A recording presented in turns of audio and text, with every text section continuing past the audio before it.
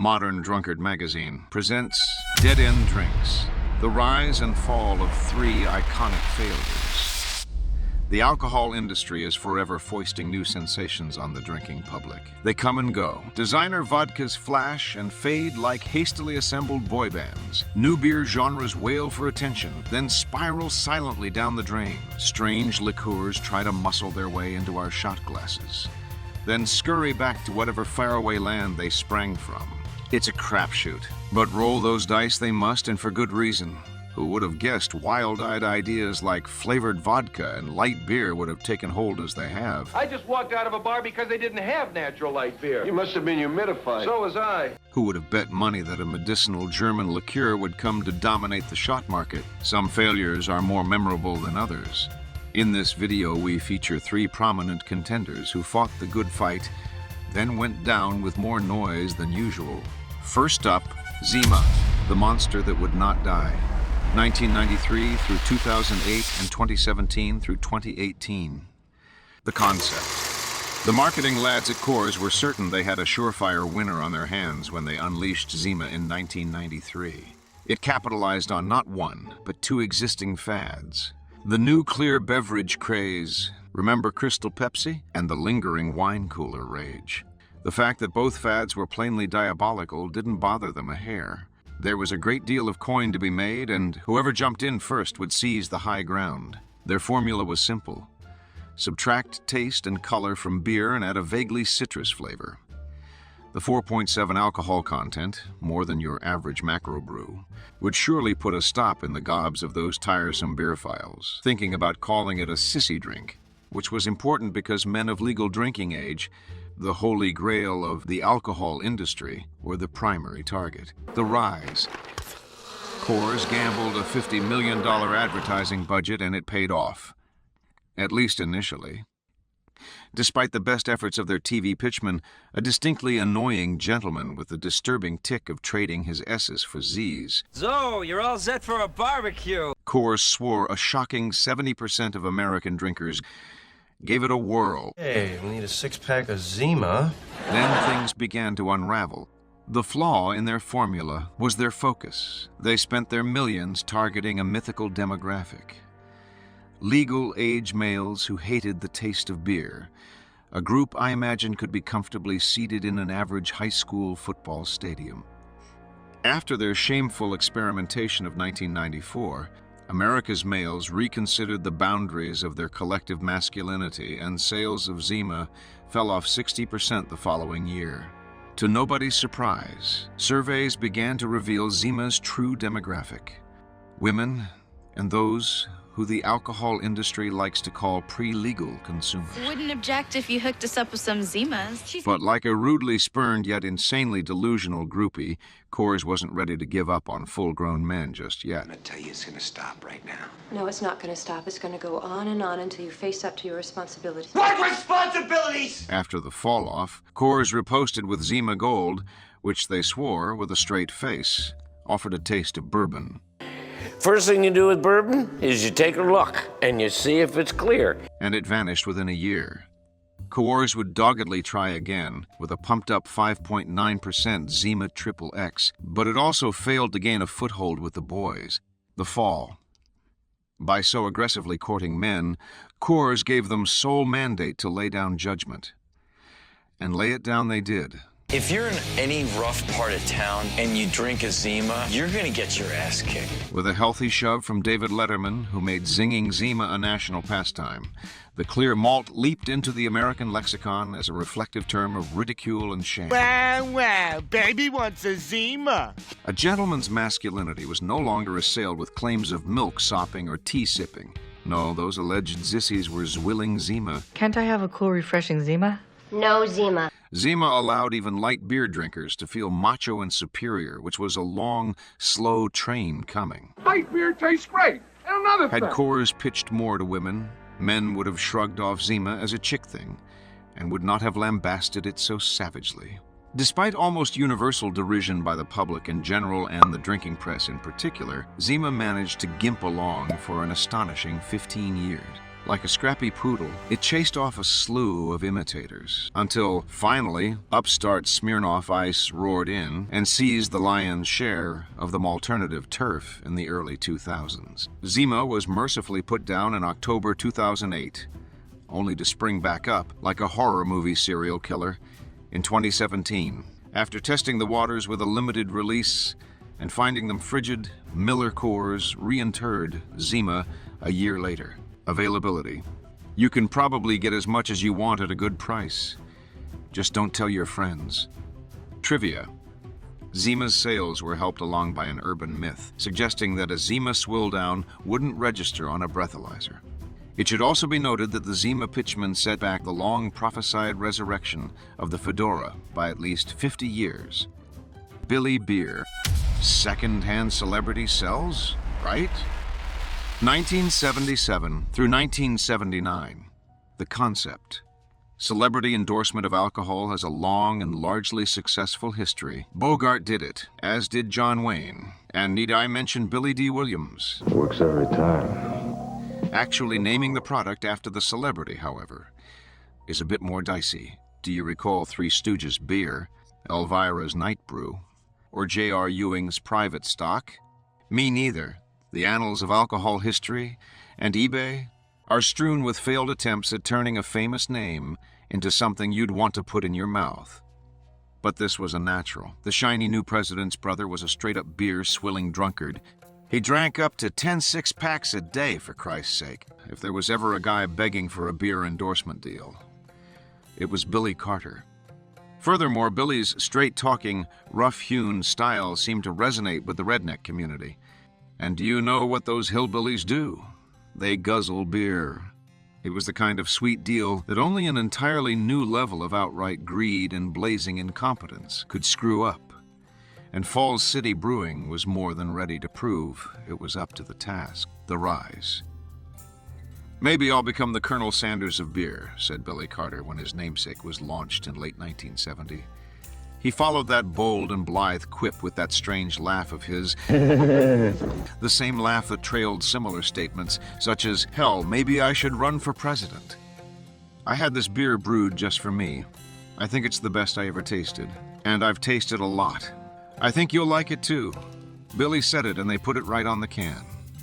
Whether Billy wrote or believed those words is uncertain, but he was certainly prepared to say that he did. For its part, Falls City so believed in the power of Billy Carter to sell beer that they pushed in all their chips. With the help of 3 other second-tier breweries in the space of a year, they cranked out an astounding 2 billion cans. That equals 9+ beers for every man, woman, and child in the United States. Billy did his part at first. A veteran pitchman, he was already raking in $300,000 a year showing up at promotions and events. Billy embarked on a whirlwind publicity tour and managed to say enough outrageous things to stay in the national spotlight. He even served Billy beer at his daughter's wedding, and all 85 cases were dutifully consumed in the first hour. It should be said that for all his down-home buffoonery, Billy possessed a remarkable wit. He reeled off one-liners with the practiced ease of a professional comedian. Beneath it all, however, he was actually quite shy. Do you enjoy all the attention you get everywhere you go, people staring at you and taking... I enjoy part of it, and part of it I don't. Sometimes it gets tiresome. But... He would later confess that he showed up drunk at most public events because he felt uncomfortable in front of crowds. It's not such a stretch to compare Billy to Pagliacci, an intelligent and sensitive man hiding behind and disturbed by the clown mask that paid the bills. The fall. Billy Beer was not meant to last. It was a short con from the start. Falls City behaved like fast-talking snake oil salesmen, hoping to blow into town long enough to skin the yokels, then skip out before the hicks realized they were buying ditch water.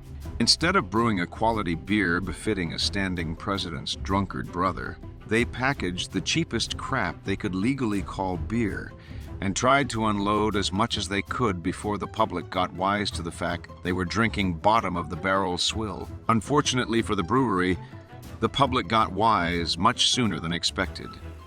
Despite millions of dollars of free publicity, things began to fall apart almost immediately, After the first round of curiosity buying, word got around and sales collapsed like a dynamited bridge.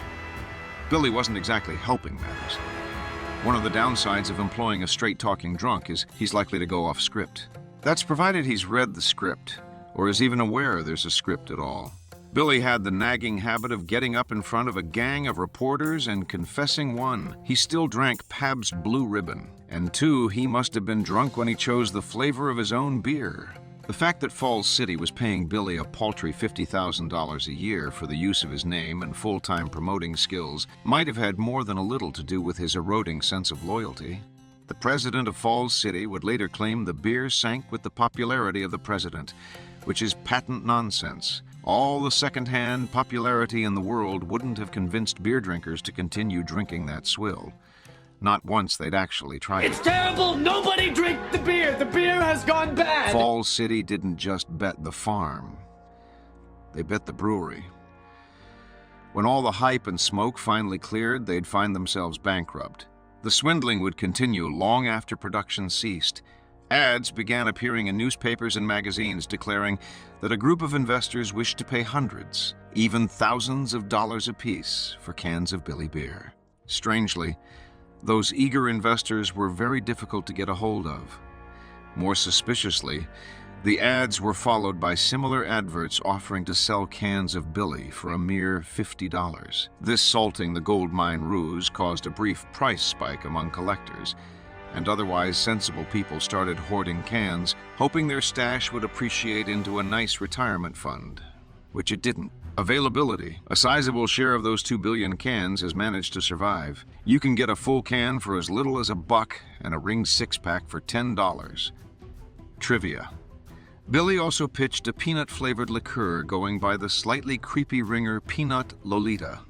Created by Continental Distilling purely to cash in on the Carter-era peanut craze, it went belly up in the late 1970s. Ripple. The Great Gatsby of pop wines. 1960 through 1984. The concept. Ripple came to life as a winemaker's attempt to seize a chunk of the youth market. Something light and fizzy that might appeal to novice drinkers who didn't particularly care for the taste of hops, or alcohol for that matter. Early TV and radio spots called it a new drink for lively people, the ice-cold refresher with twice the pleasure. And a bit oddly, a wine that winks back at you. The glass of the bottle bore a distinctive ripple pattern, but tellingly no mention of the Gallo winery. Following the booming success of the original red flavor, Pear and Pagan Pink were introduced in the mid-60s. The rise. Gallo's timing, it turned out, was better than they could have imagined. A new generation of drinkers was rising up, and these kids, who the media termed hippies, were keenly interested in rebelling against everything their parents stood for, including their choice of adult refreshment. And here was something new and different, even rebellious. The wine snobs said it wasn't really wine, and the grown-ups dismissed it as spiked punch in a bottle. History has unjustly vilified Ripple as a wino wine. Social workers and other assorted hand-wringers of the day attached so much infamy to its name that one imagines it was some manner of vile, high-proof elixir reeking of brimstone. In fact, Ripple was merely an artificially flavored, lightly carbonated sweet wine drink, weighing in at 11%. It was a wine cooler before they called them that, with a bit of a bite. The winos of the day generally preferred Gallo's more high-powered offerings, Night Train and Thunderbird. I like the unusual flavor of Thunderbird wine. Thunderbird has an unusual flavor, all its own. Not quite like anything I've ever tasted. Ripple's pop culture impact was considerable.